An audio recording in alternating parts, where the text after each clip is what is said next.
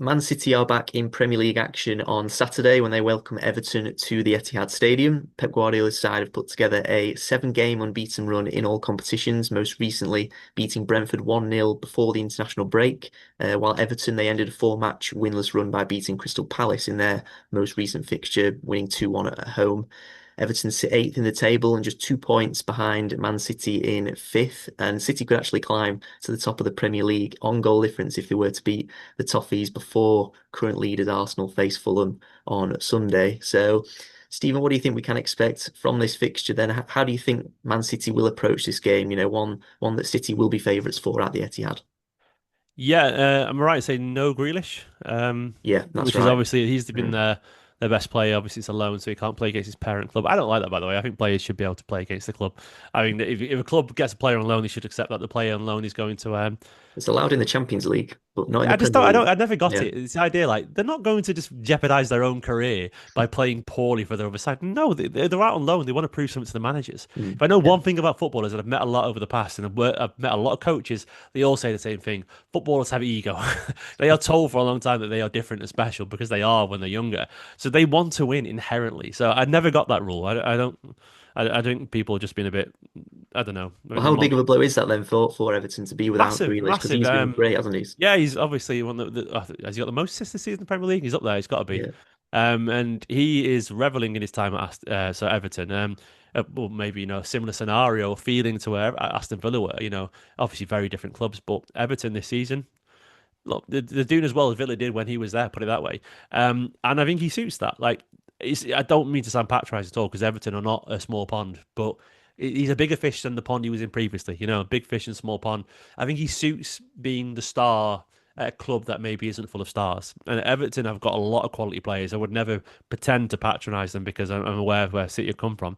But he's a bigger name than Tieno Barry or Tyler Dibbling or Ndiaye or Idrissa Gay or Tarkowski or Pickford. He's a bigger name than all of them, clearly, and he's there as the guy who's got a Champions League winning medal. He's got a treble. He's won multiple leagues, and he is the kind of guy emotionally that loves a club like Everton because he's come from a Villa and he would have probably done better at City when we were in the main road days, because that Jack Grealish is the working man's footballer. I don't mean to patronise there, but he is. He's the Jack the lad, literally in every sense. And I think he's loving his time at Everton, and I'm genuinely happy for him. I don't think he quite has the elite level motivation that you need to win the league several years in a row. And these are the people who get out of bed and have a protein shake, and they don't drink, and they never do. They drink raw milk like Erling Haaland, or they're in the gym like Ruben Diaz every single day. Haaland said, "I don't know how he does that because that's fine."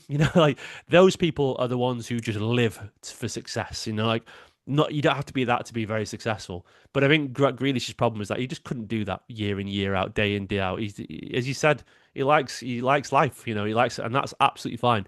You can get away with that a little bit at Everton, where you can turn up late, a little bit tired training, maybe. That sounds patronising too, but you know what I mean. If you want to win trebles, you can't have a day when you're tired. You just can't. Everything has to be bang on, bang on, bang on. And I think Grealish is loving life there, so it's a massive blow for them. And Everton are enjoying themselves right now. They're a new stadium. Beating Palace the other week was massive. Palace one of the most. I think they were unbeaten until that point, weren't they? So yeah, huge win against one of the most informed teams in English football. Full stop. And you look at the side, and you think, well, just a gay and Dye is a cracking player. Pickford and Tarkowski and Keane is an incredibly experienced trio. Um, they're a good side. They could finish anywhere between 6th and 16th because that's what Everton can do. But that's obviously, if Grealish was playing and it was at the new stadium for Everton, I'd feel very differently. But as it is, without their main man and with City sort of in relative resurgent form, I'm confident going into this game, even though Everton, I keep saying Villa because of Grealish. Everton have been playing pretty well this year. It's going to be an interesting game, but I think Everton, I don't think they'll be able to take their overall form and apply it to Manchester City because they've not like been blowing teams away. They've been good, but the games have been pretty even. It's like you look at the beating Wolves and Wolves have might have been more shots than them on goal and beating Palace. That was a very even game yet again. So they're getting the odd goal in three or the odd goal in five and winning games.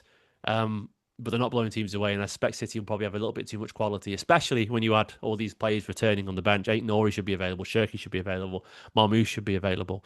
Players who've come back from international break, no injuries, which is a minor miracle for City. So, yeah, Everton, great side, but I do think the Grealish factor is a massive blow for them right now because I think a lot of their energy, not energy, but a lot of their joy so far has come from the good feeling around people like Jack Grealish. Yeah, and City do have a strong record against Everton. They're unbeaten in the last 17 against Toffees in all competitions. They've won 14 of those, although one of those three draws was actually at the Etihad last season, a 1-1 draw in December. So it's not a guaranteed 3 points, but No, City will, of course, be favourites for this one. And bearing in mind that City as well, that they'll play against Aston Villa, Bournemouth, Liverpool, and Newcastle in the next four league games after Everton, claiming all 3 points is important, isn't it, Stephen? This is a game that they don't want to drop points in with that fixture run coming up soon. yeah, Villa away. I know they haven't been great this year, but it's not easy. It never is. They've always been difficult to get to go away to. Bournemouth, it's at home, but Bournemouth have been sensational. Yeah, absolutely wonderful. Yeah, and then Liverpool. Like the fact that two of them are at home is great, but then Newcastle away after that, and the sandwich between Villarreal and Dortmund as well. Yeah, and then Leverkusen after that, and it's just a bunch of fixtures that are tricky. But you have to play them. It's a sort of a cliche, but City, with all due respect, like you expect City of 2 3 years ago to win most of those games, and they are the standards that City are aiming for. I don't expect that, but if you come through, Napoli, United, Arsenal with 7 points out of nine there in different competitions, of course, but and then go on to beat Brentford away. And it's the defensive stability of the Arsenal game and Brentford, which makes me feel a little bit more confident. I think City will be looking at this thinking we should beat Everton. We should be able to beat Villarreal. Villa away, why not, man? Why not? If we can beat Brentford away, we can beat Villa. I know Villa are a quality, but they've not had their best season so far. I think City will be looking at these games thinking we can win all these, and I think they'll want to and know that Villa sat down in 13th currently, a mixed start to the season. If we get 2 wins out of those games and go to Liverpool, you presume, given Liverpool's form, we'll be very close to the top of the table, if not roughly close after those 2 wins. And you beat that Liverpool side, and that's a massive marker for the season now. And at that point, the team, with those new players back, is brimming with confidence. Players getting back to full fitness slowly.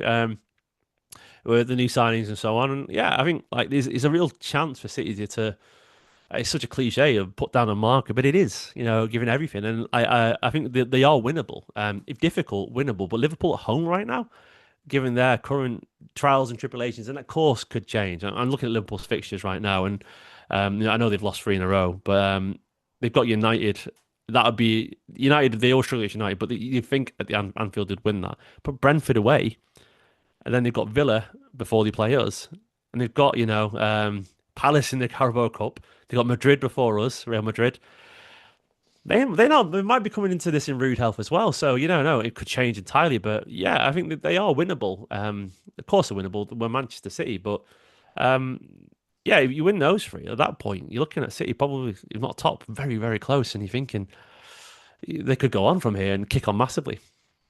Yeah, exactly. Hopefully so for City. And in terms of the lineup against Everton, of course, goal machine Erling Haaland is all but certain to start up front. But who else would you like to maybe see named in City's side? Of course, it may depend on how many players are fit to return from injury. We mentioned Mamouche and Cherki earlier, Kusanov's back as well, Kusanov isn't and he? Yeah. Aït-Nouri. Yeah. So who would you like to see maybe named in that City side? I presume I think there's a good chance of Marmoush coming back into the side. I think he's the kind of guy who won't need a billion matches. And with that other wide slot not locked down, do not be surprised to see Marmoush get a shot. Might have to shift Docker over, or maybe not. Marmoush played on the right last time. I think he played on the right when we beat Palace 5-2 at the Etihad actually, and sort of switching. No, McAtee was there. Either way, he's played down the right before. So I think the defense. I think Kusanov will probably come back in at right back. I think he's almost certain to. Aït-Nouri will be on the bench at first. O'Reilly's done nothing wrong, and fitness issues and so on. I think it's going to be the same back line as it was before the Kusanov injury, which is Donnarumma behind O'Reilly, Diaz, Vardiel, Kusanov. If Rodri's available, Rodri, I've forgotten what the Rodri fitness thing is. He said it Well, might be back, might he? yeah, he obviously went off against Brentford with that hamstring injury, and he came out afterwards saying it was essentially saying it was a precautionary decision to come off, so it didn't sound too serious. So he's had a couple of weeks off now. He didn't represent Spain on international duty, so I think there he'll is, be I guess, a available. chance. Yeah, If he isn't, it's Nico Gonzalez starts straight Mm. away. I mean, Kovacic would be back and available as well. I still think he'll come off the Yeah, bench first, but I think he'll play a bit more than we realised this season. Either way, I expect it's going to be one of Rodri or Nico Gonzalez. With I don't think he'll play Bernardo Silva at home. I don't think he needs to. I think it'll be Reinders and Foden, and yeah, you could see Bernardo on the right, maybe with Doku and Haaland. But yeah, it's going to be the usual midfield three of Reinders, Rodri, or Nico and Foden, depending on fitness. Haaland, Doku are going to start. I think almost certainly because Doku didn't start against Brentford. He'll start, and then one of Bob, Severino, Bernardo Silva, Mamu Shawshirky, which is incredibly vague.